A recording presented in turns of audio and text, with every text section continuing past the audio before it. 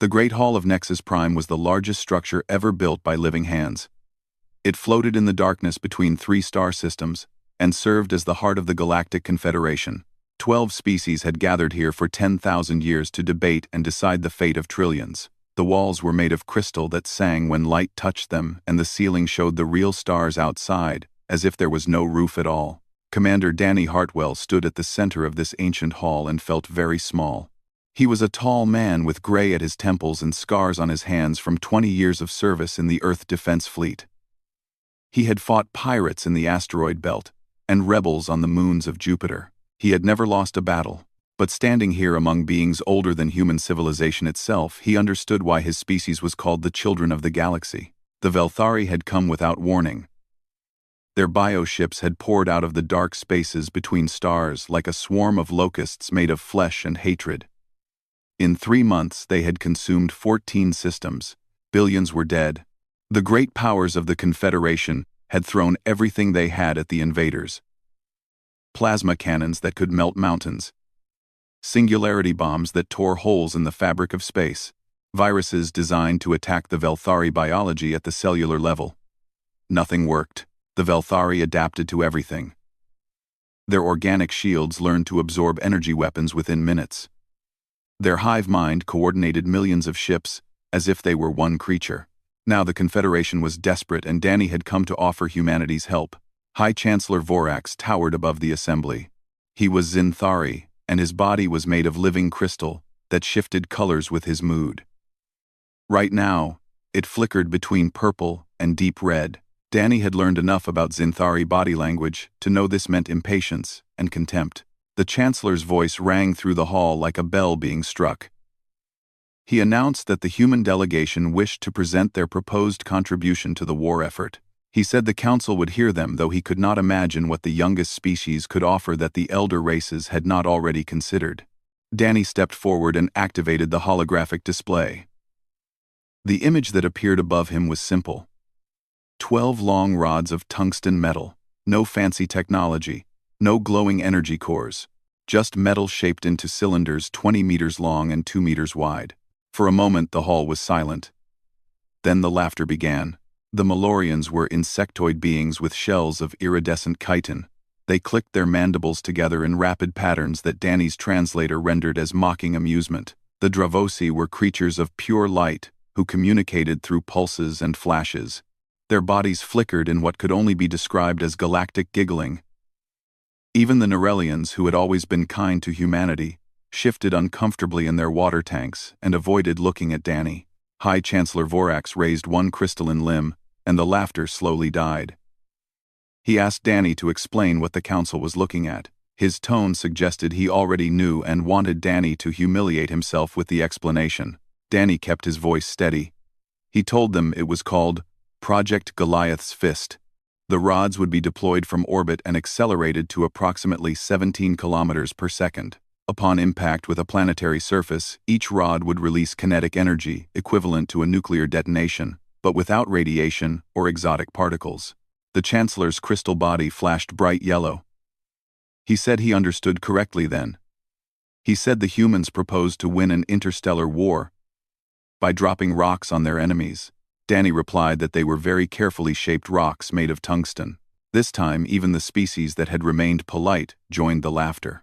A Dravosi delegate pulsed a message that was translated as asking whether humanity would also bring pointed sticks and fire as backup weapons. Lieutenant Commander Lisa Monroe stood in the observation gallery above the main floor.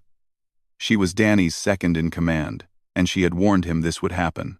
She had told him the elder races would never take them seriously. She had suggested they simply contribute their ships to the main fleet and follow orders like good junior members of the Confederation. But Danny had insisted. He had said the council needed to see what humanity could offer, even if they rejected it. A Malorian delegate spoke next. She was called First Voice Crix, and her shell was scarred from centuries of warfare. She said she meant no disrespect to the human commander, but the Confederation had moved beyond kinetic weapons before humanity had learned to make fire. She said such primitive methods were ineffective against modern defenses, and asking soldiers to use them would be an insult to their sacrifice. Danny nodded respectfully. He said he understood the concern. He said he only asked that humanity be allowed to deploy their weapons in their own designated sector. He said they would not ask for support from the main fleet or resources from the Confederation. They simply wanted permission to defend their territory in their own way. High Chancellor Vorax considered this for a long moment. His crystal form shifted through several colors before settling on a dull gray that meant dismissive acceptance. He declared that the humans could play with their rocks if they wished. He said the real powers would handle the actual war. He said this session was concluded. As the delegates filed out of the Great Hall, Lisa made her way down to Danny. She asked him why he had not fought harder. She said he had barely defended the proposal at all. Danny watched the elder races depart. Some of them looked back at him with pity. Others did not bother to look at all.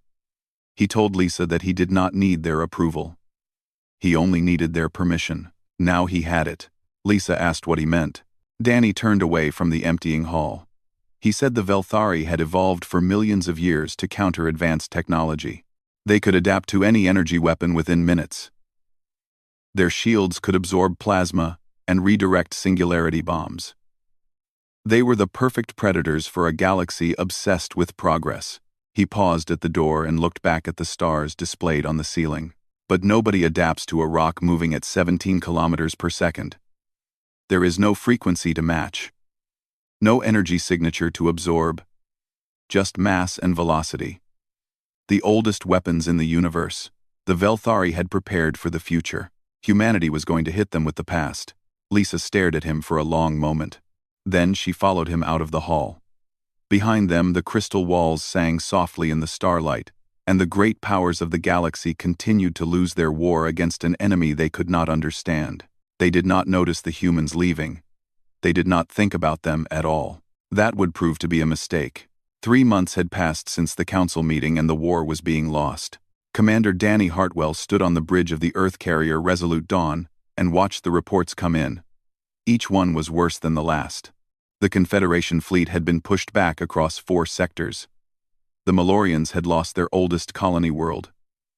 The Dravosi home system was under siege. Even the mighty Zinthari had suffered defeats that would have been unthinkable a year ago.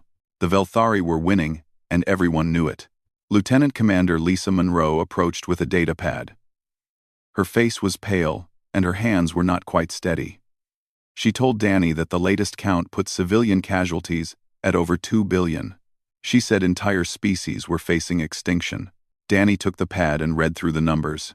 They were just numbers on a screen, but each one represented a life that had ended in terror and pain. He had seen what the Velthari did to conquered worlds. They did not simply kill. They consumed. They absorbed the biological material of their victims into their hive ships and used it to grow more soldiers for their endless swarm. Science Officer Kevin Park walked over from his station. Kevin was young for his rank, with messy hair and glasses that he constantly pushed up his nose. He was also the most brilliant mind in the Earth Defense Fleet. He had designed the kinetic bombardment system that the Council had laughed at 3 months ago. Kevin said he had something. He brought up a holographic display showing a star system deep in Velthari territory. At its center was a massive planet, shrouded in organic clouds. He said this was Velthus Prime, the homeworld, the heart of the hive mind. Lisa leaned forward. She asked how they had found it. The Velthari had kept the location of their homeworld secret for centuries.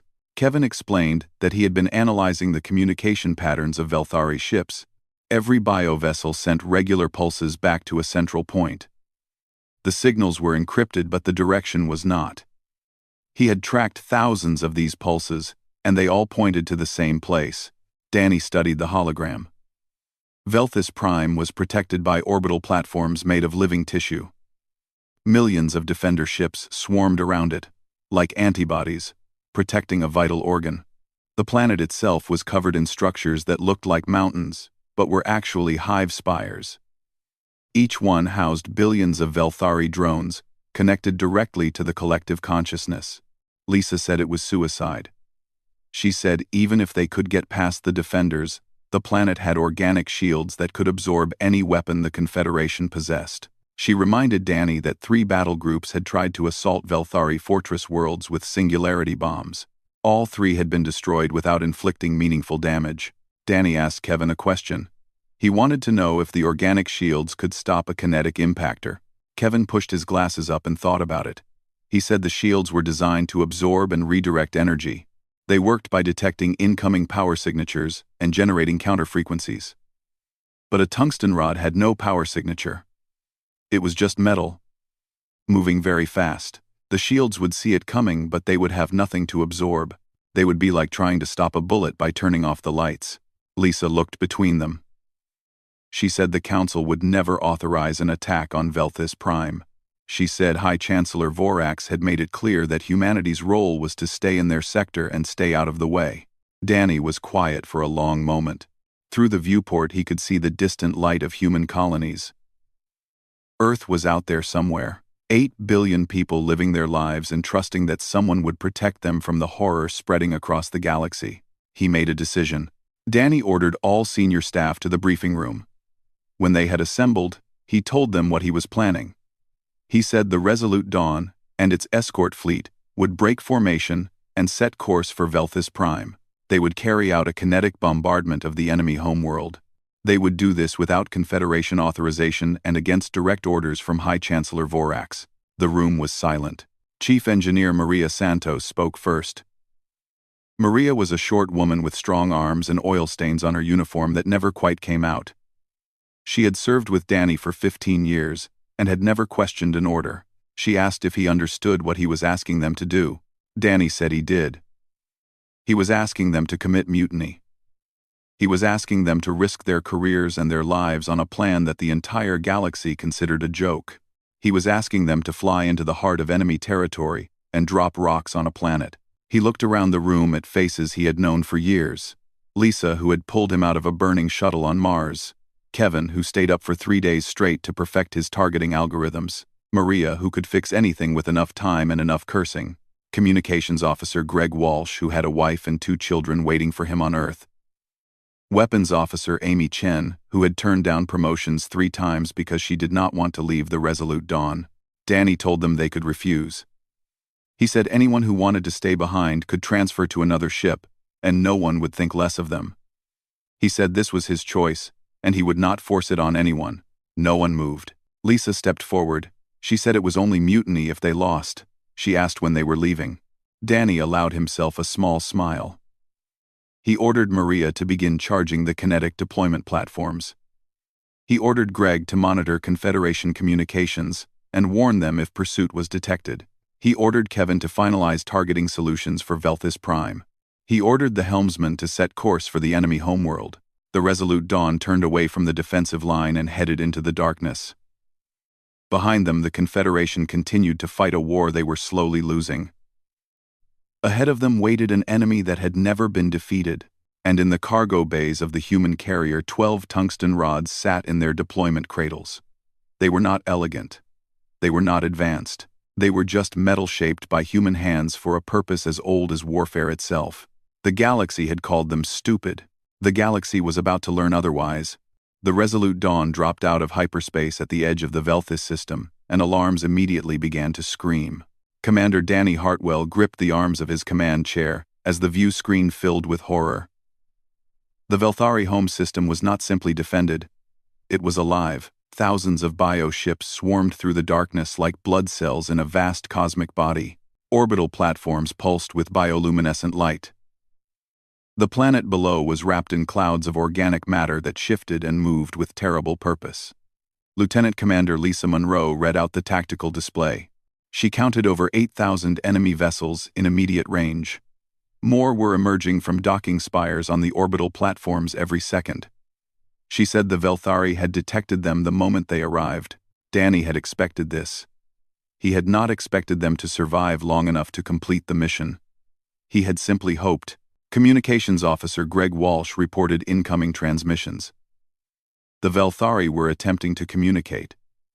Their hive mind was reaching out with electromagnetic pulses that his equipment struggled to translate. Danny told him to put it through. The voice that filled the bridge was not a voice at all. It was a chorus of millions speaking as one. It was the sound of a billion minds united in purpose. It asked the humans why they had come to die. Danny did not answer. He ordered all non-essential power rerouted to engines and kinetic platforms. He ordered weapons to remain offline. He ordered shields to minimum. Lisa stared at him. She asked what he was doing. She said without shields they would be destroyed in minutes. Danny explained. He said, the Velthari organic technology detected threats by sensing power signatures. Their shields and weapons were designed to counter energy. If the human ships powered down everything except propulsion and the kinetic platforms, the Velthari would have difficulty targeting them. They would appear almost dead, almost harmless. Kevin Park confirmed from his station. He said the enemy vessels were circling but not attacking. The hive mind was confused. It had never encountered prey that flew into battle without weapons armed. On the deployment deck, Weapons Officer Amy Chen supervised the final preparations. 12 tungsten rods sat in their magnetic cradles. Each one weighed over 100 tons. Each one was polished to reduce atmospheric friction. Each one carried no explosive payload whatsoever. They were the simplest weapons humanity had ever built and the most terrifying. Amy reported to the bridge that Goliath's fist was ready to deploy. The Velthari hive mind spoke again. It demanded to know what the humans were carrying. It could sense the mass in their cargo bays but could not identify the weapons. It had no records of such primitive technology in its vast memory. It had consumed 1,000 species across 10,000 years and none of them had ever attacked with simple metal. Danny watched the planet growing larger in the viewport. The clouds of organic matter parted as they approached and he could see the surface below. Vast hive spires rose from the ground like mountains made of flesh. Cities of chitin and membrane spread across continents. Billions of Velthari drones moved through streets and tunnels connected by the invisible web of the hive mind. This was the heart of the enemy. This was the brain that controlled the swarm consuming the galaxy. Kevin announced that they were in range. He said targeting solutions were locked for 12 impact points across the planetary surface. He said the rods would hit the major hive spires and command centers. He said the impacts would be devastating. Lisa asked Danny if he was certain. She said once they did this there was no going back. She said they would be killing billions of living creatures. She said the galaxy would never see humanity the same way again. Danny thought about the reports he had read. 2 billion dead. Entire species facing extinction. Worlds consumed and converted into raw material for more Velthari ships. He thought about Earth and the 8 billion people who did not know that an alien swarm was slowly eating its way toward them. He gave the order. The magnetic cradles released. 12 tungsten rods dropped from the Resolute Dawn and began their fall toward Velthis Prime. They accelerated under the pull of gravity and the push of small guidance thrusters. They reached 17 kilometers per second and kept going. The Velthari shields detected the incoming objects. They scanned for energy signatures to absorb. They searched for frequencies to counter. They found nothing. The rods were just metal, cold and dead and moving very fast. The first rod struck the northern hemisphere. The impact was beyond description. 100 tons of tungsten moving at impossible speed converted all of its kinetic energy into destruction. A flash of light brighter than the sun, a shockwave that flattened everything within 100 kilometers, a crater that would be visible from orbit forever. Before the hive mind could process what had happened, the second rod hit, then the third, then all 12 in rapid succession. The great hive spires that had stood for millennia crumbled to dust in seconds. The command centers that coordinated the war effort across 1,000 light-years went dark. The organic infrastructure that sustained billions of Velthari drones tore itself apart as the shockwaves rippled through the planet. And then came the psychic scream. Every telepathic species in the galaxy heard it. 1 billion minds crying out in terror and agony as their world died around them. The hive mind that had conquered countless civilizations was burning. It was fragmenting. It was dying. On the bridge of the Resolute Dawn, the crew stood in silence. The view screen showed Velthis Prime wreathed in fire and smoke. The bioships that had swarmed around them moments ago were now drifting aimlessly as their connection to the hive mind severed. Lisa spoke quietly. She said they had done it. She said the war was over. Danny did not feel victorious. He felt tired. He watched a world burn and knew that he had ordered its death. He had killed billions with metal and gravity. He had won with the stupidest weapons ever forged. Greg reported that the Velthari fleet was in chaos. Ships were attacking each other. Others were fleeing in random directions. Without the hive mind to guide them, they had reverted to primitive instincts. Danny ordered the fleet to withdraw. They had done what they came to do. There was no need to stay and watch. As the resolute Dawn turned away from the burning planet, Danny wondered what the galaxy would think of humanity now. The youngest species. The laughingstock of the Confederation.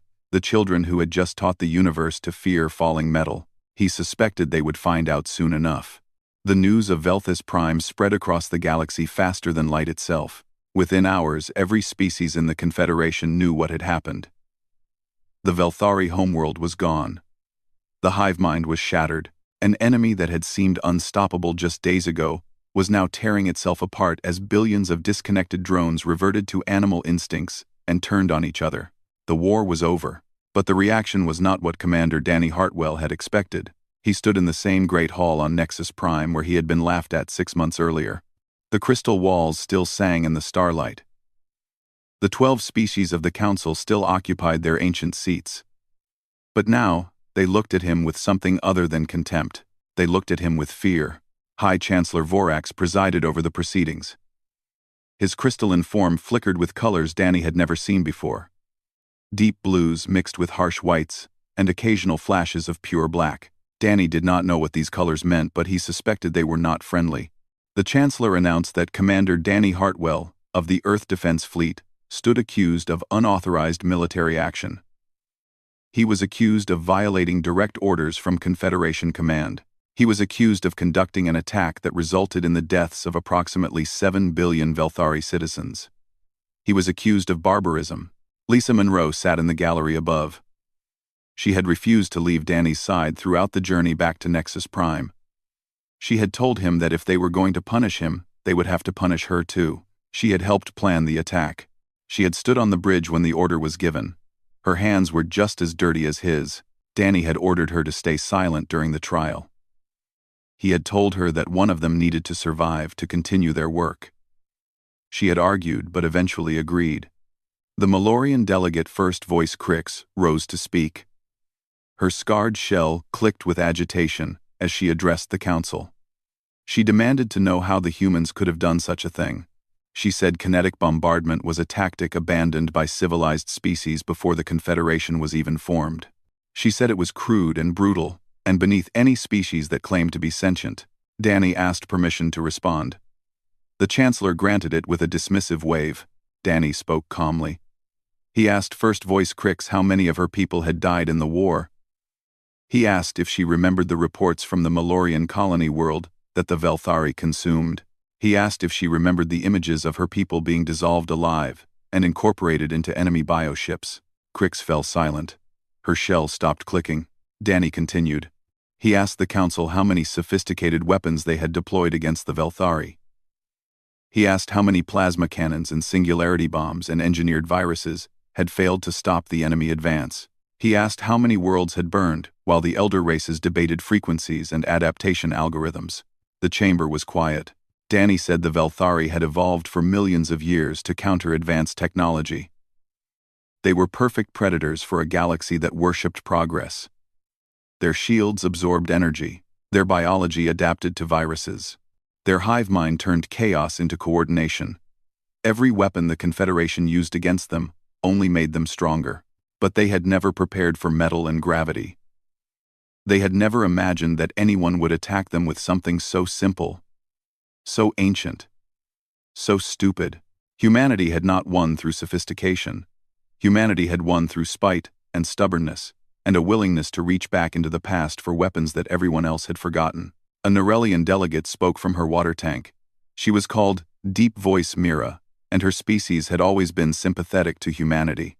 She said her world had been 3 days from Velthari invasion when news came that the homeworld had fallen.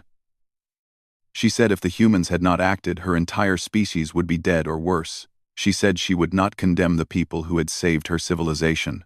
Murmurs spread through the council.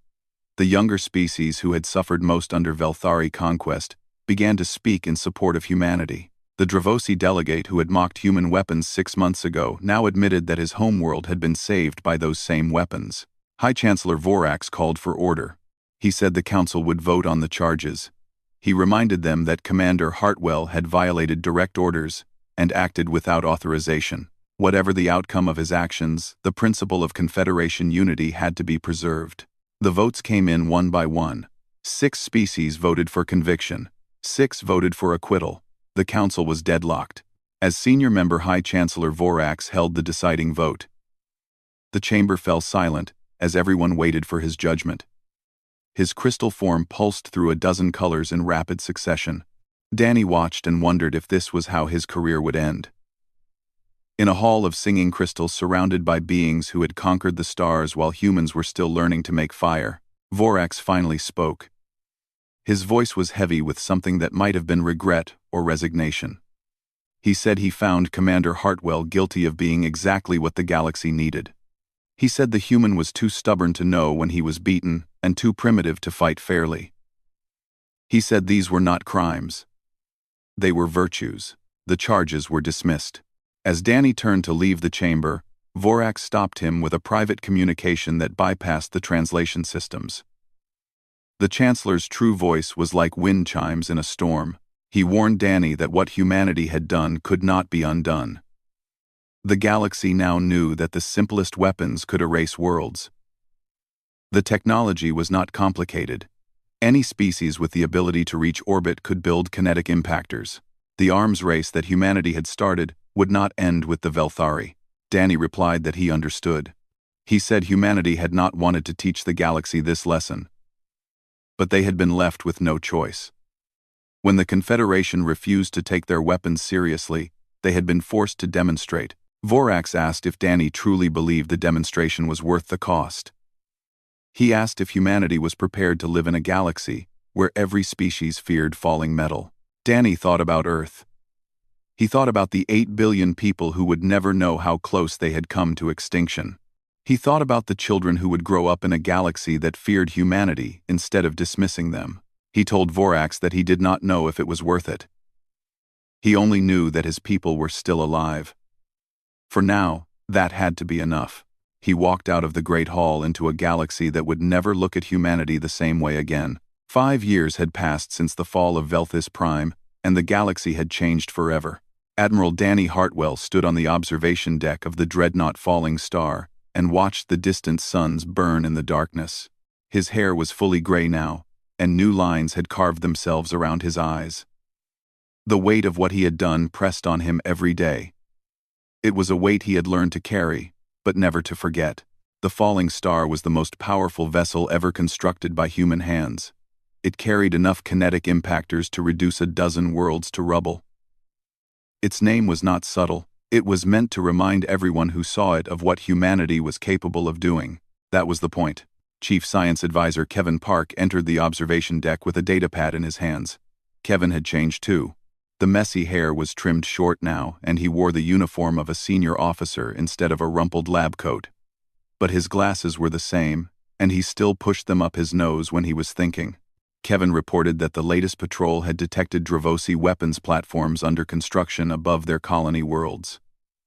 The platforms were designed for kinetic bombardment. The Dravosi were building their own falling metal. Danny nodded. He had expected this. Every major species in the Confederation was now developing kinetic weapons. The Malorians had begun hollowing out asteroids to use as ammunition. The Zinthari had designed impactors made of their own crystal that could survive atmospheric entry without fragmenting. Even the peaceful Narelians had started stockpiling tungsten rods beneath their ocean cities. Humanity had taught the galaxy to fear the sky. Now, everyone wanted the same power. Captain Lisa Monroe's voice came through the communication system. She was commanding her own vessel now. The destroyer, Silent Thunder, patrolled the border regions alongside the Falling Star. Lisa reported that she was picking up strange signals from the galactic rim. She said they did not match any known species. Danny ordered her to send the data to Kevin for analysis. He told her to maintain position and wait for further instructions. 3 hours later, Kevin had an answer. He called Danny to the tactical center where holographic displays showed the edge of known space. A region that had been empty for as long as the Confederation had existed was now showing signs of activity. Kevin explained that the signals were coming from a species called the Corvani. They had made contact, not with words but with a demonstration. They had launched a kinetic strike against an uninhabited moon in their home system. The impact had been precisely calculated to be visible from Confederation sensors. The Corvani wanted the galaxy to know that they had been watching. They had seen what humanity did to Velthus Prime. They had learned. Their message, when translated, was simple. They wished to negotiate from a position of strength. Danny stared at the hologram for a long time. Somewhere out in the darkness, a species he had never heard of was building weapons based on what humanity had done 5 years ago. They were following the example that Earth had set. They were preparing to make the galaxy fear them too. Chief Engineer Maria Santos found Danny alone in the observation deck later that night. Maria had gray in her hair now too, and her hands were scarred from decades of keeping ships running in the depths of space. She sat down beside him without speaking. After a while, she asked if he regretted what they had done at Velthus Prime. Danny considered the question. He had considered it many times over the years. He told Maria that he regretted that it was necessary. He regretted that the Velthari had forced them into a war of extinction. He regretted that the galaxy had been so arrogant that it had dismissed the only weapon capable of defeating the enemy. But he did not regret that humanity survived. He could not regret that. Maria asked about the Corvani. She asked if he was worried about what they might do with the knowledge humanity had spread. Danny said he was. He said every night he thought about the precedent they had set. Any species with basic space travel could now threaten any world. The technology was not complicated. You just needed metal and speed and the willingness to use them. Humanity had opened a door that could never be closed. Maria said that maybe that was not entirely bad. She said the elder races had grown complacent in their power. They had believed their advanced weapons made them safe. Now everyone knew that the simplest tools could be the most dangerous. Maybe the galaxy would be more careful now. Maybe they would think twice before starting wars. Maybe the fear of falling metal would keep the peace in ways that treaties and councils never could. Or maybe everything would burn. Danny said that was the problem with teaching. You could never control what your students did with the knowledge. Lisa's voice came through the communication system again. She reported that the Corvani ambassadors had arrived at the edge of Confederation space. They were requesting to meet with the humans who had taught the galaxy to fear the sky. Danny straightened his uniform and looked out at the stars one last time. Somewhere among those distant points of light, the Corvani were waiting. Behind him, the Confederation was building weapons based on his designs. Ahead of him lay a future that no one could predict. He told Lisa to show the ambassadors in. He said humanity would meet them. As he walked toward the diplomatic chamber, Danny thought about what they had become. The youngest species in the galaxy. The laughingstock, who had proved everyone wrong. The children who had grown up to become the monsters under every world's bed. Humanity had not asked for this role. They had not wanted to be feared. They had simply wanted to survive. But survival had a cost. The Velthari had learned that cost when their world burned. The Confederation had learned it when they realized that their youngest member had changed the nature of warfare forever. The Corvani were learning it now as they came to treat with the species that had shown them what was possible.